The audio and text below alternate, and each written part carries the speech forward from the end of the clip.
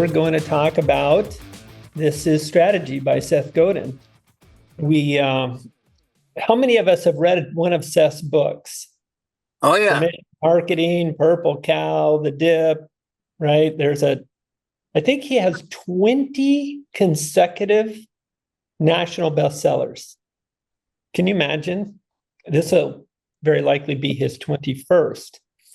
And what prompted me, besides the fact that I happen to be reading it at the moment, what prompted me to want to share it with you guys today is that most of us, especially those of us that show up like you guys do, a lot of us are thinking about what's our business plan for 2025, right? Here it is, November 20th or something. I think it was Rev Share Day yesterday. And so we're wanting to have a plan. And I've never before in my life seen so many posts in these real estate masterminds on Facebook like, oh my gosh, my deal fell out. I've got to get one quick. What do I do? Are you guys seeing these posts? I mean, it's like, holy cow. It blows my mind that someone could be in this business and not know what to do to cause a transaction to occur. And the problem is, of course, when you get in that situation, people tend to develop commission breath, and not very many things actually work when you're in a space of scarcity like that. So you have to be careful to not do that, of course. And so I think most of us make goals at the end of the year. Who does New Year's resolutions? Right? Most of us. Tracy, you just don't do it, do you? You don't do New Year's resolutions or goals? You're muted. Yeah, I have a new computer and everything seems to be in a different spot now. So, and too clear of a camera, I think also. But no, I periodically change my goals. It's not necessarily New Year's resolutions. I usually do a vision board for the year, but then my goals will change throughout the year as okay. Achieve well, them. You've got some big board there beside you. This is my calendar and pipeline and active stuff going on back here. Very cool. Yes. Very cool.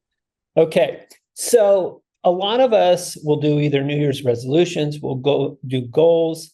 I remember when I was running my KW office back in the day, I had told my OP Wayne Hall, I'm going to get everyone to do a business plan. Oh my gosh, was I completely insane? There's no way you're going to get 200 agents in an office to all do a written business plan. Anyway, that was a little optimistic. But my point today is that these things that we hear about, whether it's cold calling, door knocking, open houses, direct mail, internet leads, every single thing does work different for different people, but it's not a strategy. It's a tactic. And on their own, all that does, those activities, is buy you a ticket to a treadmill ride the next day.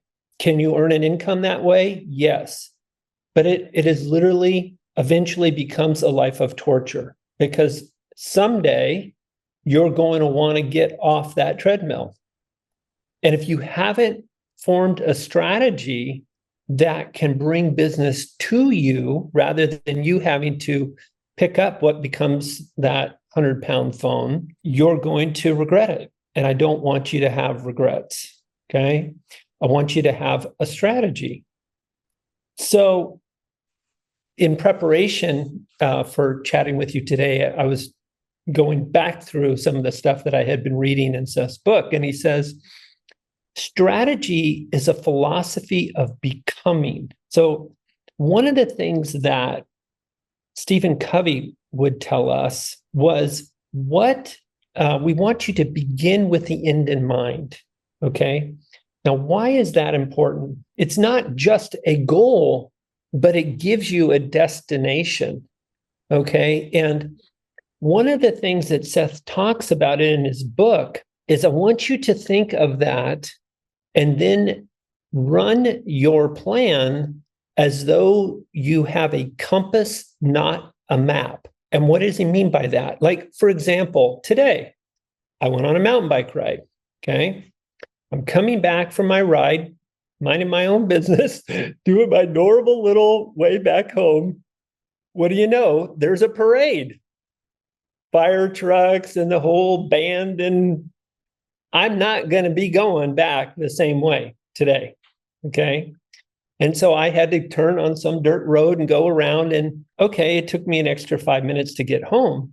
My point, though, is that if I just went by the map, I'm going to do step 1 and step 2 and step 3, that plan would not have worked today because I was facing an obstacle that the map hadn't planned on.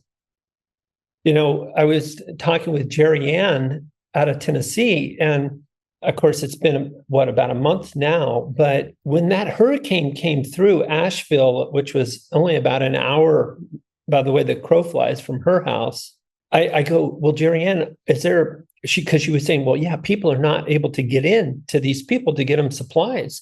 And I go, well, is it because trees blew over onto the road? And she's like, no, the whole mountain slid down. There's no road. Okay, it's going to be months before they're able to get a regular vehicle in to see these people. They were literally airlifting in supplies and Starlink so that they could communicate with these people because they were trapped, right? By the way, she and her family and friends, her sphere, they got 3,000 coats for those guys.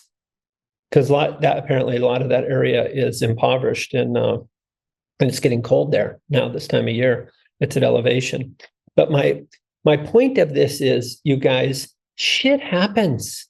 Okay, we're in a market right now that is, from a transactional level, it's as difficult as the crash of 2008. In 2008, we did 4 million transactions. And we haven't quite closed the year, but we are projected to actually close fewer than that, fewer transactions than during the great financial crash. Okay. So we're in the middle of shit happening. Okay. And I know some of you, like Danielle and her team, are just crushing it. All right. In spite of that. Right.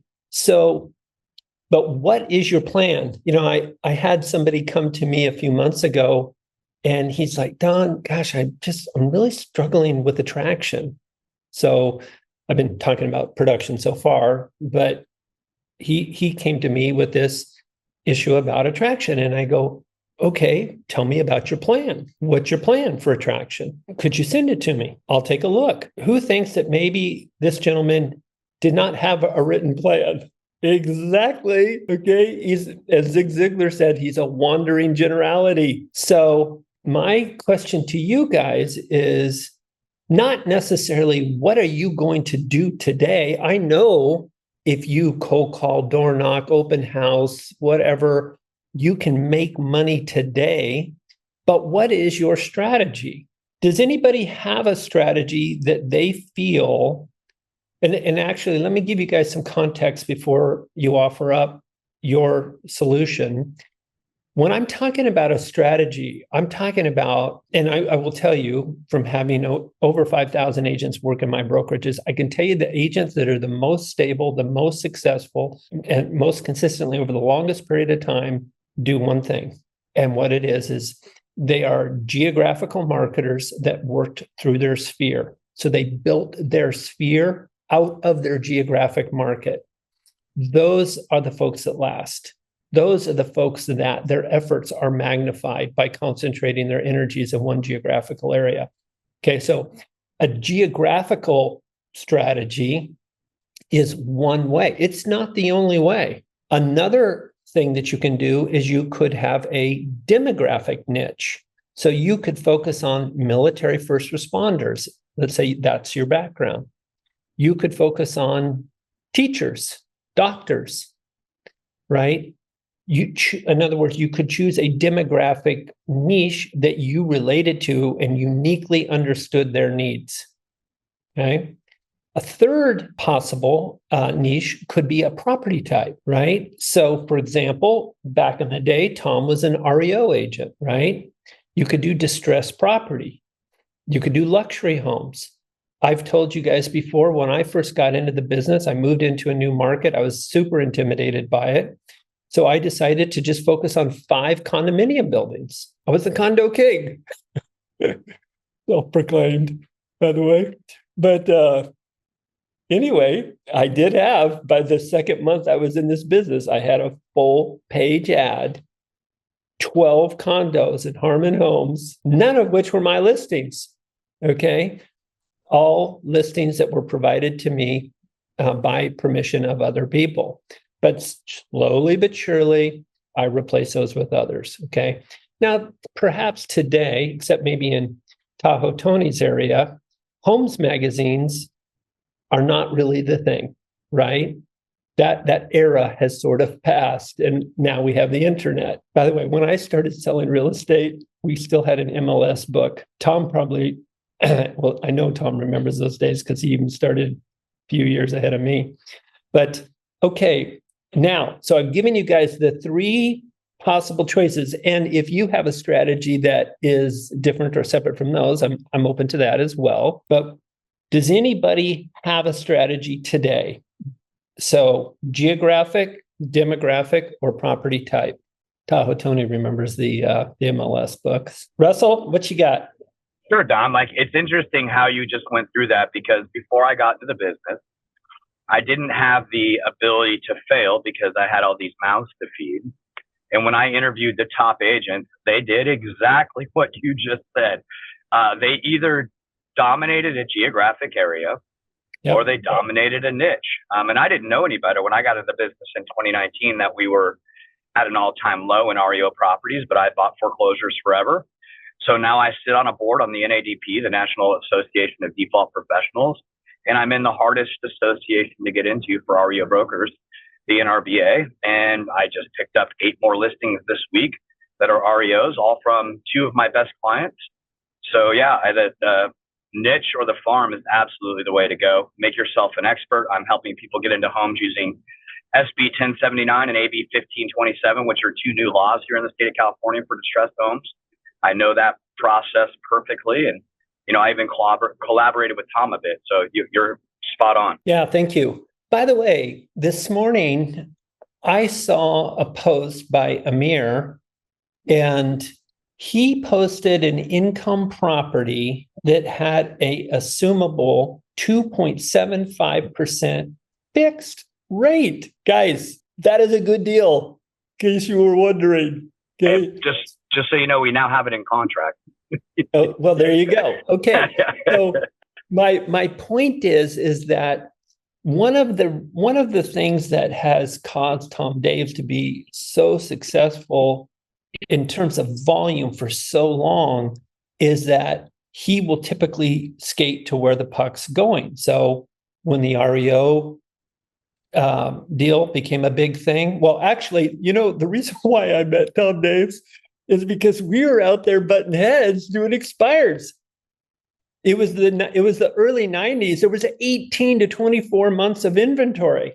So what do you think was a hot opportunity in Sacramento? Expires, baby, right? So one of the other things that you want to be thinking about when you're developing your strategy is what makes sense today. Well, getting yourself a property radar subscription and finding out every income property.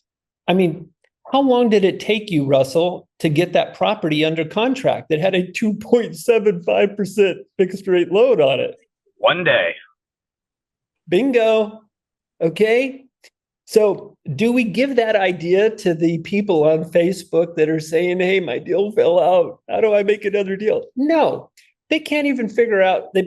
Well, first of all, they can't even probably afford to buy a property radar subscription. But the point is that is a strategy that is really relevant in today's market. I've told you guys before, if I were selling today, man, I would be doing 1,000 pieces of direct mail every single month to assumables. I would of course have a buyer for that area, and then I would market into the properties that had assumable rate loans that fit their basic criteria. Right. I saw another post on Facebook 2 days ago. It says, I hand wrote 350 letters to sellers on behalf of my buyer. I got 3 listings. But then they said, well, is there an easier way I could do this? I'm thinking to myself, holy cow, they have a problem with handwriting 117 letters to get a listing that they're going to make 10, 12, 15,000 on. Come on. Okay. Again, these things individually all work. They work better when you do it in a concentrated area. I'm curious, does anybody have a geographical focus? Well, actually, I know Doug does, Courtney. I know Tony does. Courtney, will you talk about what you did in terms of market share in your market in town and how you did it? Well, I got into real estate with little ones, like a lot of the women probably in this group. And so I did not want to be traveling all over. Time was my what I was trying to achieve. So I could not miss my kids' sports and stuff. So I chose to pretty much just hit up Mariposa until I grew my brokerage and had agents that wanted to do other markets. But I also specifically targeted the median home price and the first-time home buyers and had a first-time home buyer program and focused on that because I wanted to have as many signs out as possible for branding as opposed to looking at the higher price points. Yeah. By the way, folks, news alert, even with all of the internet technology today, AI, do you know how the consumer determines who the market leader is? They see last. Signs in the neighborhood. Yeah. It's signs in the neighborhood still today, just like you just said. Okay. And, and I have often said that when you get this phone call, hey, Michelle, would you come by and tell us what our home is worth? We see your signs all over the neighborhood, so you must be familiar. When you get that phone call, you have arrived. Okay. And I can tell you that phone call does happen. I had a geographic farm in Sacramento, not far from my office at Point West, and I would get those phone calls regularly. And it's such a nice thing because basically what they're saying is come list my home, right? There's no competition. When Tom and I were doing those expireds, we did get a lot of them, but man, geez, sometimes it'd be 5, 6, 7 people on that expired appointment. And, it's no fun having to compete with Tom Daves, okay? So if you can get a just list me instead, isn't that better? Tony, you're doing something with YouTube. By the way, if you guys haven't subscribed to Tony's YouTube channel, you should. I think you just broke 1,000 subscribers. Come off mute and tell us a little bit about your experience with YouTube. I think you just closed a $5 million deal off of it not too long ago, right? That's correct on both accounts. Thank you, Don. I appreciate that. What is it? If people want to follow your YouTube channel, what is it? Living in Tahoe. Okay. Yeah. And so how long have you been working on your channel? 2 years now. 2 years. Okay. And when would you say that it started really working? This spring. So about 1.5 years in. Okay. Guys, how long do you think the average agent stays with a strategy in the real estate business? What percent do you think stay with it more than 18 months with little to no result? We can calculate that percentage on one hand. Okay. It's small. I'm telling you, right? There's just almost no competition for you if you will actually, well, first of all, we have, like Gary Keller would tell us, follow the people that have gone before you, right? In other words, if you want to have a successful YouTube channel, talk to somebody like Tony. Okay, well, Tony, if you could do it over, like now, Tony, by the way, knowing what you now know, do you think you could have shortened that learning curve a little bit? Well, my videos have gotten better through my experience, and I'm targeting different areas by getting the comments from my people reading my videos. So I'm listening to my people watching the videos. So knowing what I know, yes, I could do it quicker, but still it takes time. Yeah. Maybe 6 to 8 months. Yeah, right. Well, it took you about 18, right? To get real traction. Okay. Hey, let's get back to Seth's book because I have an interesting opportunity for us. Remember, Seth Godin, this is strategy. Okay. And he's written this book in a different way. It's not like a story. It's actually 294 discussion points. And what Seth suggests is that you form a group of 4 to go through the book. Now, what I'm doing for you guys today is I want to apply this in a particular context. I want you guys to form a group of 4. So if you're interested in participating in this, and there will be a reward, I want you to reach out to Megan and say, yes, count me in. And I already have 1 or 2 or 3, my whole group of 4. Or Megan at proinsight.com. Okay. But I want to be in, and I want to be in a group of 4. And then she will organize you with my assistance into a group of 4 people. Okay. Now, Megan, do you know, when am I up next for Atomic Habits? I think in January. Let me double check. Okay. Julie is in, Megan, so count her in. Awesome. Actually, by the way, if you guys want to participate in this, and I love it that Julie's in, by the way, who is a top producer. Yeah. And Lisa's in, Tracy's in. And you guys don't even know what the reward is yet. Well, now it has to be good. Yeah, right? It's a ticket to Cabo. Okay, so here's how we're going to run this thing. It's great. Okay. Gene. You get yourself, so condition number 1 is you get into a group of 4. Okay, so you figure out, you either assemble your own group or you just get that to Megan and she and I will organize you into a group. And then Megan's going to give me when I'm up next, but your group needs to meet 4 times. And each one of those meetings, one of you presents your plan. Okay. During this period of time, any of you, if you put your plan in writing, can submit it to me and I'll do a separate one-on-one to coach you. Okay. Now, then what we'll do with each of the groups that are formed is we'll set up a Zoom between the 4 of you and me. And then we'll have you all present your plan, all 4 of you. And the one that wins will go into the finals for the next time that I'm presenting at Atomic Habits. Ideally, we'll have 3 or 4 groups. So we have 3 or 4 finalists. And then Megan will come up with a voting system so that all of you guys can vote on the validity of these strategies that are presented to us. We're going to hear some great strategies. Go ahead, Megan. Are we doing Atomic Habits on New Year's Day, the 1st? No. Then the next one would be the 8th, and that would be your hosting. So January 8th. Okay. All right. So we will do the finals on January 8th. Okay. And the winner of that is going to get a ticket to the event in Cabo. And if you say, well, I already bought my ticket in Cabo, well, then you can bring a guest. Tell who Tony's into.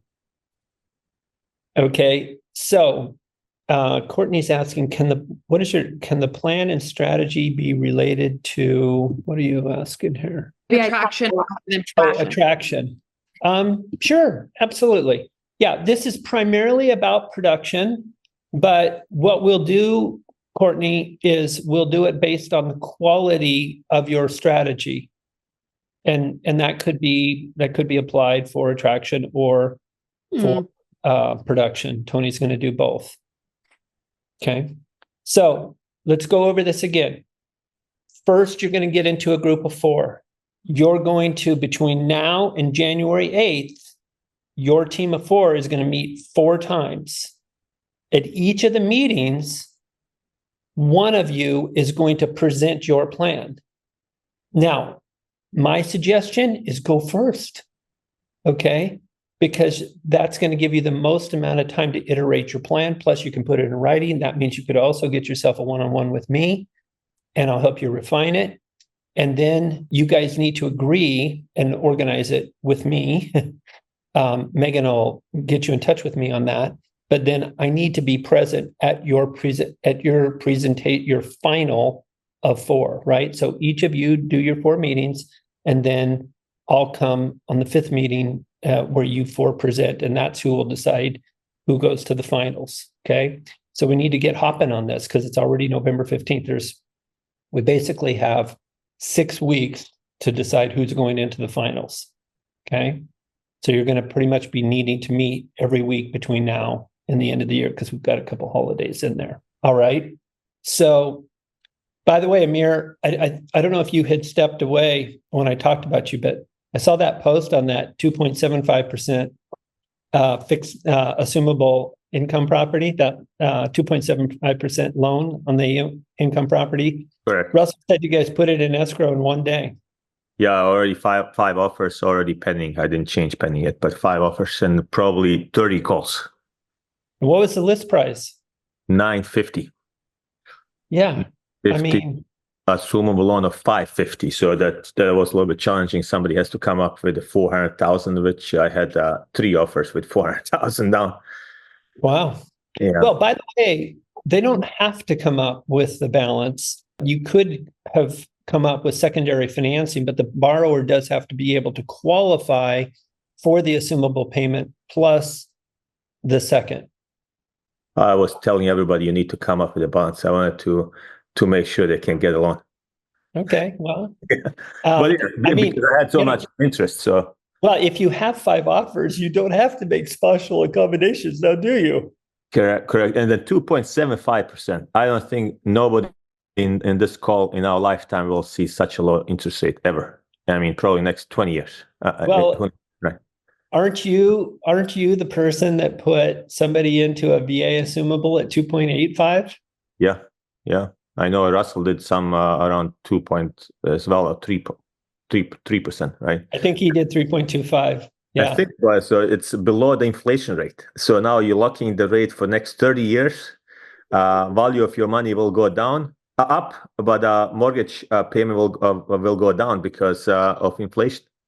Yeah, right. And you guys, a lot of you poo-poo this because you're like, yeah, but who's got 400,000 or who's even got 200,000? Even a hard money loan on the second at 10 to 12%, when you look at the blended rate, like let's say it's a $500,000 first and a 200,000 second. In most cases, that blended rate is still going to be sub 4%. What's not to love about that? Correct. Right? Yeah. And if you don't have a buyer for that, any lender, by the way, right now, I saw a statistic the other day that we have the lowest rate of first-time buyers that we have had since they kept the records. It's down to 24%, more normals in mid-40s. And it's because it's so darn unaffordable. We literally have an affordability crisis in America. How do you solve the affordability crisis? Do like Amir and Russell are doing. Do you think it is just a coincidence that these 2 guys are icon level producers and they happen to be the ones on our team that are getting these people into these fixed rate loans? No coincidence at all. They make it happen, man. They do, like Tom, they're looking at the market and seeing what the opportunities are in today's market, and then they're developing a strategy around that. Courtney and I were meeting with a gentleman last week, and he's had a strategy of working with Bay Area investors, and it's been really good. I think he's probably going to join us, and he's an icon level producer, which is exciting, right? But he confided in us that his strategy isn't quite working as good as it has been working.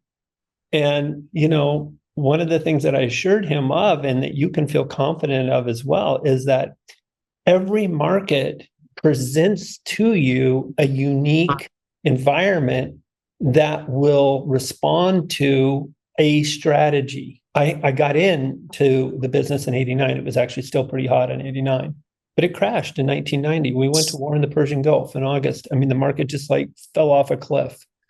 And so most of my real estate active sales career was spent with inventory in Sacramento, 18 to 24 months. And so, whereas I came into the market with the condo king strategy, being a condo specialist, that strategy sucked once the market crashed. Okay. So then I became an expired guy, and I actually developed a geographical focus as well.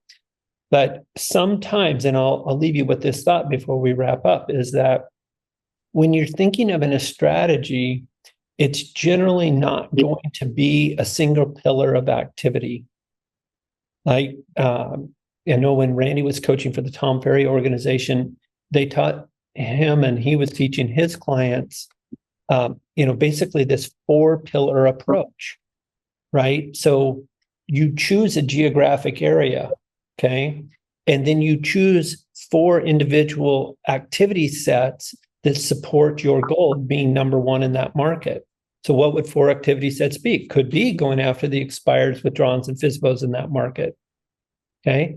Could be doing open houses in that market, putting signs up all over the place. Could be door knocking that market.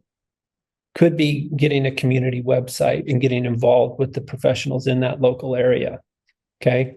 Whatever those 4 things are that best suit your strengths, your personality, what gives you energy, are the 4 things that you should choose. But what you're going to find, and then combine that with, say, direct mail, is that when you concentrate all of those activities into one small geographic area, it creates a magnified outcome.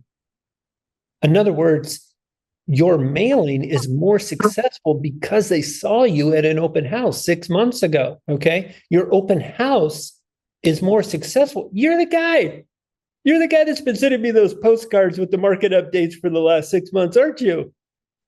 Yeah, I am, okay? According to NAR, I know a lot of us are not super fans of NAR now, but they do have some interesting stats. The number 1 reason why people choose us, according to them, is trust. The number 2, local market knowledge. Okay. So I'm here to tell you, if you just don't have a strategy, choose to build your sphere, both personal and professional, out of one geographic market. It's a winning strategy, just like Russell told you. Okay. Virtually every single person that he interviewed that was a top producer when he got in was following some version of that strategy. So do what they did. So, Don, someone's asking the question if they can build a strategy around agent attraction as opposed to production to qualify. Yeah, that was Courtney. And I said, okay, you got it. Yeah, Okay. yeah, of course. From my seat, I would appreciate that. I will be a super fan, Courtney. Anyway, yes, of course. I'm not going to say that I'm going to give her special consideration because she's building my sales organization, but just saying. All right, you guys. Hey, I appreciate you. I encourage you to go pick up Seth's book. I encourage you to, if you haven't put it in the chat already, to reach out to Megan. And by the way, some of you have significant organizations on your own. And by the way, Clark, this goes for you too. You're a brother to us. Even though we're not in the same line, your people are welcome in the contest. And Cabo's on me. So appreciate that. Absolutely. And Danielle, great to see you. And congratulations on all your success. And hey, who's up next week, Tom? Do we know? It is going to be Matt. I'm not going to say this last name correctly. I apologize. Luzanko. He is the regional director of growth with EXP in Iowa, Kansas, Missouri, Nebraska, and South Dakota. Super rock star, you guys. You don't want to miss that next week. I'm not kidding. You're going to come away with so many applicable learns and be very inspired. He is awesome. Awesome. So, come. That's great. Well, Jackie, thanks for doing that. Thanks, guys. All right. Sounds good. See you guys.